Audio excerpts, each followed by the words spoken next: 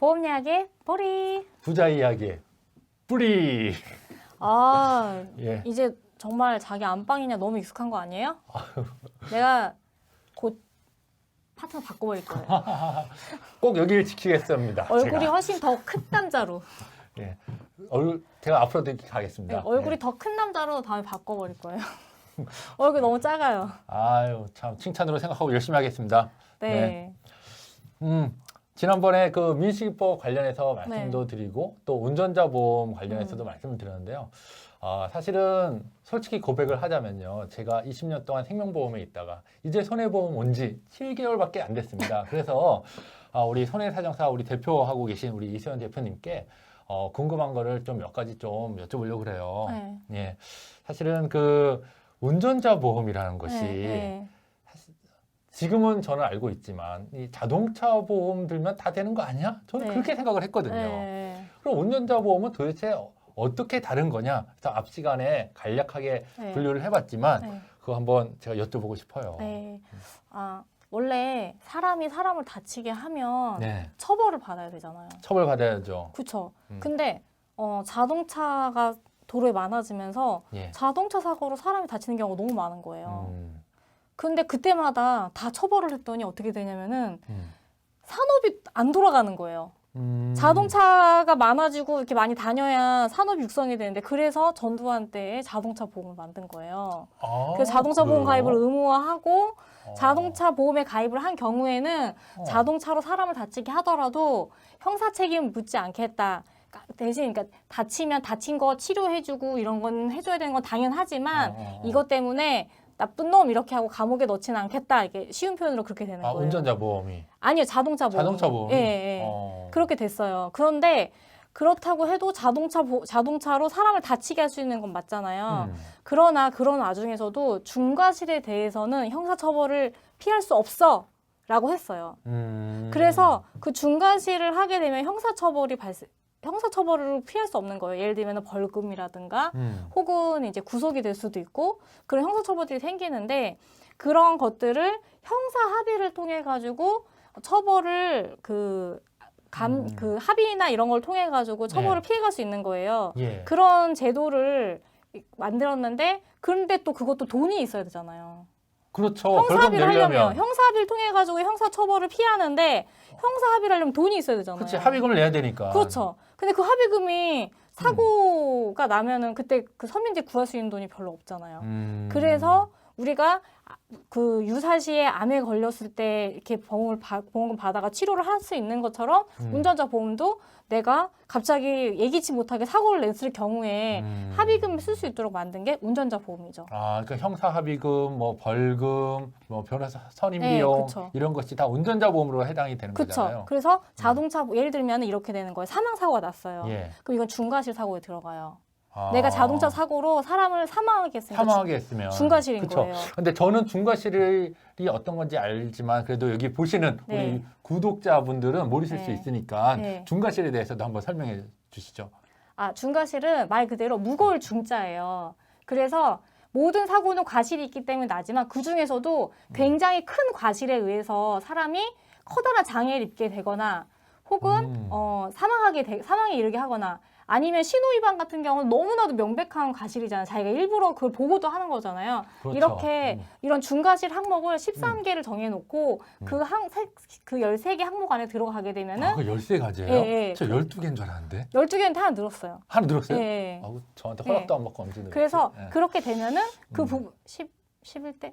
이거 잘못됐다. 12대가 맞다. 지금 맞아요. 역시 원숭이도 네. 나오면서 떨어질 때가 있군요. 알아서 제가 맞았습니다. 예. 12대. 나는 그렇게 어쨌든 12대 그 중과실에 한해서 예. 형사처벌을 피할 수 없는데 그거를 해주게 되는 거죠. 네. 이제 좀 알 것 같아요. 네. 그러면은 제가 알기로 그 민식이법이 도대체 어떤 부분이 강화가 된 거죠, 법안에서? 네, 그러니까 만약에 민식이법 같은 경우는 이제 아이가 사망한 거잖아요. 그러면 그 원래 사망 사고니까 중과실에 들어가잖아요. 그렇죠. 그러면 형사처벌도 받고 민사처벌도 받아야 돼요. 그 민사처벌에 대해서는 민사 책임에 대해서는 자동차 보험으로 해결이 돼요. 그죠? 경제적 손해에 대해서는 예, 예. 되는데 형사처벌에 대해서는 형사 합의를 해야 되는데 그 형사 합의가 사람이 그냥 뭐 돈으로 그냥 이렇게 가볍게 너무 이제 가볍게 생각한다는 국민적 정서에 의해서 민식이법이 개정이 돼서 어린아이의 목숨은 더 소중하게 생각해야 된다는 그런 마음으로 이제 개정이 굉장히 급속도로 추진이 돼가지고 만들어진 예, 거고요. 예. 그래서- 기억이 지금도 나요. 예. 민씨 엄마 이렇게 많이 우시고 네. 같은 또 자녀를 둔 엄마 아빠로서 저도 굉장히 좀 정말 슬픔을 금치 못했거든요. 네, 맞죠. 그리고 또 아이들이나 노인들이 사고가 났을 경우에 중상을 입게 되는 경우가 더 많은 게 뼈가 약하고 하다 보니까 똑같은 충격에도 아이들 뼈가 덜 자란 상태다 보니까 잘 더 심하게 예. 부러질 수도 있고 예. 또 뭐 머리나 이런 데 다치면 음. 장애로 살아야 되는 기간이 어른보다 어떻게 보면 훨씬 더 길잖아요. 훨씬 길죠. 예, 그런 것들을 감안했을 때 아이들이 중상해를 입었을 때의 손해가 훨씬 더 좀 막중하기는 해요. 예, 그런 부분 때문에 운전자 보험에 대한 그런 니즈가 이제 올해 확 일어났고, 확 일어난 거죠. 예, 예. 예. 그게 되게 여러 가지예요. 어떤 마음인 거냐면 그 아이들을 걱정하는 아이들이 다치면 정말 내가 크게 보상을 해줘야 된다는 거에 대한 책임감도 있고 그 다음에 또 뭐도 있냐면 만약에 내가 우리 아이가 그러니까 내 아이가 다치는 경우에 대한 상상을 하면서 그래 아이들은 정말 크게 보상해줘 이 마음도 있지만 내가 사고를 내서 예. 내가 사고를 내서 다음에 아이를 다치게 하면 내 아이를 정작 내 아이는 돌볼 수 없게 된다는 그런 또 부모로서의 책임감이 그 부모로서의 아픈 마음과 부모로서의 책임감이 되게 양생하는 그런 형태인 것 같아요. 네. 그래서 민식법을 요약하면은 스쿨존에서 어린이가 사망할 경우는 무기징역 또는 3년 이하의 징역에 이렇게 처한다는 거하고 또 상해를 입을 수 있잖아요. 그래서 상해를 입으면 1년에서 15년 이하의 징역이나 또 500만 원에서 3천만 원 이하의 벌금을 이렇게 내야 된다는 것이 이제 단번 골자인데요. 제가 이제 손해보험회사에 와서 우리 또 그 설계사분들하고 운전자 보험에 대해서 이제 세션도 하고 하면은 뭐 어느 정도 이해가 되는데 여기에 보면은 자동차 사고 부상 위로금 이렇게 있어서 1급부터 14급 이렇게 구분되어 있는 게 있어요. 네. 근데 이 급수는 어떻게 나누는 거예요? 그거는요. 네. 자동차 보험을 나라에서 정한 거라고 그랬잖아요. 제가 아까 말씀드렸죠. 예. 그때 자동차 배상법이라는 특별법을 만들면서 법률상에 1급부터 14급이라는 부상의 급수를 나눴어요. 그래서 예를 들어가지고 우리 많이 하는 그 디스크는 보통 14급이에요. 근데 그보다 더 심하면은 뭐 11급까지 올라가기도 하고 정도에 따라 차이는 있고 그래서 어떻게 되면 예를 들어서 골절이라고 하더라도 골절이 잠시 볼게요. 여기가 골절이 됐냐? 무서웠어요. 네, 여기가 골절이 됐냐? 아니면 여기가 골절이 됐는데 골절이 되면서 탈구. 뼈가 자기 자리를 떠나서 도망가서 딴 데로 가 있어. 도망갔다는 표현이 무섭네요. 예. 그렇게 돼 있냐? 이런 것들이 어느 정도 이렇게 그런 상태에 따라서 급수를 위험도에 따라서 정해서 나누는 급수가 1급부터 14급까지 있는데 그 자동차 배상법에 있는 그 급수를 따르는 거예요. 그렇구나. 네, 그래서 그러면은 디스크는 그냥 접촉사고가 나서 입원만 해도 디스크 판정도 받고 이러잖아요. 그죠. 근데 내 디스크로 인해 가지고 신경증상도 남았냐, 그걸로 인해서 수술까지 했냐, 단지 진단만 받았냐, 뭐 다 따라 다르죠. 네. 그렇군요. 그래서 지금 보면 우리 운전자 보험 담보를 보면 뭐 상해 사망도 있고 자부상의 뜻이 방금 전에 말씀드린 자동차 사고 부상 위로금이라는 뜻이네요. 네네네. 근데 그거는 이제 지금 우리 그 민식이법하고는 조금 다른 거죠. 민식이법은 형사 책임에 대한 거고 지금 말씀 자동차 부상 같은 경우는 플러스 알파로 운전자한테도 혜택을 줄 수 있도록 이제 특약을 넣은 거죠. 내가 다쳤을 때니까. 그러면 민식이법으로 해서 우리 운전자 보험에 연관되는 것은 교통사고 처리 지원금에 대한 부분하고 뭐 변호사 선임 비용 여기에 대한 부분이고 그런 거는 내가 남을 다치게 했을 때에 고민이 되어지는 부분이고 자동차 부상 같은 경우는 내가 사고를 낸 게 아니라 남한테 사고를 당했을 때 내가 자동차 사고 배상법에 따른 급수가 어느 정도에 따른 몇 급이냐에 따라서 보험금을 청구할 수 있는 거죠. 그래서 저도 5월 달에 손해보험회사 오자마자 이제 운전자 보험이 각광을 받고 있을 때이기 때문에 제일 먼저 가입한 것이 운전자 보험이었습니다. 제가 그전까지 운전자 보험을 가입을 안 했었거든요. 네. 이렇게 고백을 하자면. 근데 사실은 이 사실을 네. 우리 설계사분들이 알고 깜짝 놀라더라고요. 그쵸. 아니 단장님 어떻게 운전자 보험이 없을 수 네, 있어요? 네. 그런데 저는 생명보험에서만 네. 20년을 있었습니다. 네, 네. 종신보험, 저는 종신보험의 가치를 굉장히 느끼고 있고 뭐 지금도 그렇지만 그래서 운전자 보험에 대해서는 잘 알려고 하지도 않았었죠. 네. 네, 그런데 제가 손해보험 회사 와서는 운전자 보험 정말 필요하구나 해서 제 주위 친구들한테도 그냥 전화해서 민식이법 알지? 운전자 보험 가입 안 했으면 다 가입을 해라 해서 가입을 시킨 기억이 나거든요. 그렇죠. 그러니까 그래서 지금 어떤 변화가 있었냐면 예.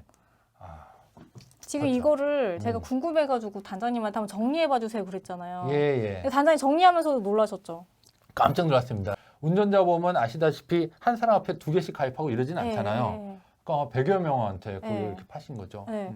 근데 저도 이렇게 판매율이 굉장히 높았다라고 하시잖아요. 근데 아직도 안 하신 분들도 있긴 있더라고요. 아직까지 있으시면 안 됩니다. 이 유튜브를 보고 계신 구독자분이 계신데 만약 네. 운전자 보험이 없으시다 네. 연락 주시기 바라겠습니다. 막강한 영어. 근데 저는 그런 것 같아요. 자동차 보험을 가입하는 거는 왜 예. 가입해야 된다고 생각하냐면 예. 사람들이 가입 안 하면 나라에서 뭐라 하니까 벌금 내라고 하니까 자동차 보험은 의무죠. 예, 그 예. 의무니까 가입을 하시는 분들이 많은데 저는 솔직히 그거는 피해자를 위해서 운전자가 반드시 나의 그 잠정적인 일부러 내는 사람은 없지만 어쨌든 그렇죠. 나의 잠정적인 피해자를 위해서 가입을 해야 되는 것처럼 예. 운전자 보험도 마찬가지로 이렇게 사고가 나서 제가 실제로 그 사고가 나서 뇌가 이거는 이제 어린아이는 아니지만 뇌가 3분의 1이 이렇게 없어졌어요. 그래서 머리가 정말 이렇게 비어 있어요. 모양이 그대로 이렇게 정말 그 영화 같은 데처럼 예. 없어요. 그냥 여기가 그냥 뚝 떠낸 것까지 생겼어요. 저는 손해사정산 못할 것 같아요. 예, 근데 그 상태가 되었는데 40대 중반의 여성이 그렇게 그 상태가 되었는데 가해자가 누구냐면은 택시 운전 기사인데 민사는 당연히 택시 공제에서 했죠. 예, 근데 형사에 대해서 하려고 그래도 이분이 고시원에 사는 거야. 어휴. 그래서 운전자 보험은 그러니까 내가 가해자가 될 수도 있으니까 네, 그러니까 그분이 가입을 해야 돼요. 그 택시기사 뭐라 그러냐면은 나 죽이려면 죽이라고. 난 돈이 없다. 피해자 무슨 죄야? 네, 나는 감옥에 들어가서 그냥 돈 안 벌고 거기서 편하게 살면 된다. 이렇게 얘기하는 거예요. 운전자 보험도 의무화 시켜야 돼요. 그래서. 그러니까 그렇게 해놓으니까 지금 피해자 입장에서는 솔직히 말해가지고 화가 나지만 이 사람을 감옥에 넣는다고 해서 그치 뭐 달라지는 달라진 게 거, 없지. 그 사람이 더 좋아지는 것도 아니고. 그렇죠. 근데 이제 형사비금을 조금이라도 받으면 그걸로 뭐 좋은 거라도 헤매길 수 있고 병원도 더 좋은 데 치료받을 수 있는 돈이라도 받을 수 있는데 사투리가 나오네. 예. 그게 안 되는 거예요. 그러니까 그래서 내가 누구나 가해자가 되고 싶은 사람은 없지만 애기치 않게 오는 나에게도 오는 사고이고 누구보다도 그 피해자한테는 정말 날벼락이기 때문에 그런 에티켓 요새 우리 다 마스크 쓰고 다니는 것처럼 응. 아우 얘가 아주 적절하네요. 예. 마스크 쓰고 다니는 것처럼 내가 코로나 걸려가지고 전달하고 싶어서 하는 게 아니라 살다 보면 어쩔 수 없잖아요. 본인도 모르게 그렇게 되는 거니까. 그럼요. 그런 것처럼. 아유 보면요 10,000원, 20,000원으로 네. 이거 보면 교통사고 처리 지원금이 이제 합의금이잖아요. 네. 1억까지 네. 가입 가능하고 변호사 처리 비용 2천만 원까지 가능하고 그렇죠. 운전자 벌금도 3천만 원 되네요. 네. 예. 운전자 보험 정말 필수 아니겠습니까? 그죠? 네, 요새 좀 그렇게 된 것 같아요. 그리고 더군다나 요즘에는 정말 그 치료비가 기하급수적으로 나와요. 옛날에 비해서. 왜 그런지 아세요? 왜요? 치료가 계속 나오잖아요. 아. 예, 그래서 신약도 많고 예. 새로 무슨 검사 기법이 이런 것도 되게 많아가지고 치료비가 옛날에 비해서 정말 많이 나와요. 그렇죠. 예. 그 치료를 다 받으려면 결국은 보험이 있어야 되는 거 아니겠어요? 돈이죠. 돈. 예. 그러니까요. 예. 생돈 날리지 말고 예. 우리 모두 보험을 가입했으면 좋겠습니다. 네, 여러분들 음. 예기치 않은 위험은 어쩔 수 없이 가장 좋은 방법은 보험인 것 같아요. 그래서 예. 보험 준비하시는 것도 예. 부자의 초석이 되는 가장 좋은 방법이죠. 네. 네. 이렇게 또 네. 이번 시간을 마무리 지을 수 네. 있겠네요. 보험 이야기의 보리. 부자 이야기의 불이. 안녕. 안녕.